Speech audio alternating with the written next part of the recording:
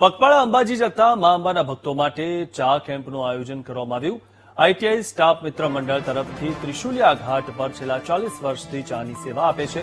આઈટીઆઈનો 250થી વધારેનો staff સેવા આપે છે, ત્યારે દરરોજ 6000 લીટરથી વધારે દૂધની ચા બનાવવામાં આવે છે। રોજના લાખો માઈ ભક્તો ચાનો આનંદ માણે છે। 24 કલાક આ સેવા પદયાત્રીઓ માટે ચાલુ રહે છે।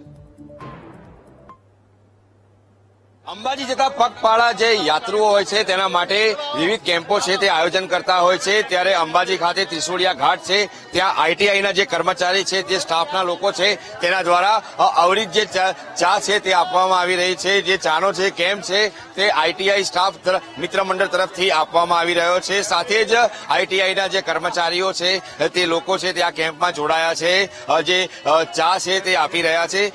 જે વિશેષ જે સેવા છે તે ચાલી રહી છે। કેમ્પના જે સંચાલક છે, આપણે સીધા એમની સાથે વાત કરવાનો પ્રયાસ કરશું। કાકા, શું નામ છે આપનું? જયંતિભાઈ એમ પટેલ। જયંતિભાઈ, આ જે સેવા છે આઈટીઆઈના કર્મચારીઓ દ્વારા કરવામાં આવે? હા, આઈટીઆઈના કર્મચારીઓ દ્વારા જ કરવામાં આવે છે અને છેલ્લા 40 વર્ષથી કરવામાં આવે છે। વર્ષમાં 2 વાર, એક પણ પૂનમ ચૂક્યા નથી ને પાછી બધી સેલ્ફ, કોઈ મજૂરોથી કામ કરાવવાનું નહીં, બધા પોતાની જાતે જ સ્ટાફ મિત્રો ચા બનાવી હોય, ચા વેચવી હોય, રકાબી સાફ કરવી હોય, તપેલા સાફ કરવા હોય તો પણ બધું જ કામ, મંડપ બધો, કોઈ પણ લેબરથી કામ કરવામાં આવતું નથી। કેટલા લોકો છે જે સેવા આપતા હોય? ઓછામાં ઓછા 250 માણસો રોજ આપે છે, બદલાયા કરે છે। દિવસ આજે એક દાડો બીજા આવ્યો તો બીજા દાડે બીજો પરમેનન્ટ હોય।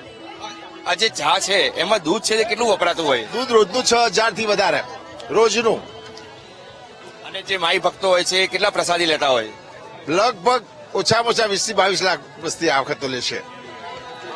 જે આઈટીઆઈ જે કર્મચારીઓ છે, સ્ટાફના જે કર્મચારીઓ છે, તેના દ્વારા જે ચાનું છે વિતરણ છે તે હાલ ત્રિશુલિયા ઘાટ અંબાજી ખાતે થઈ રહ્યું છે।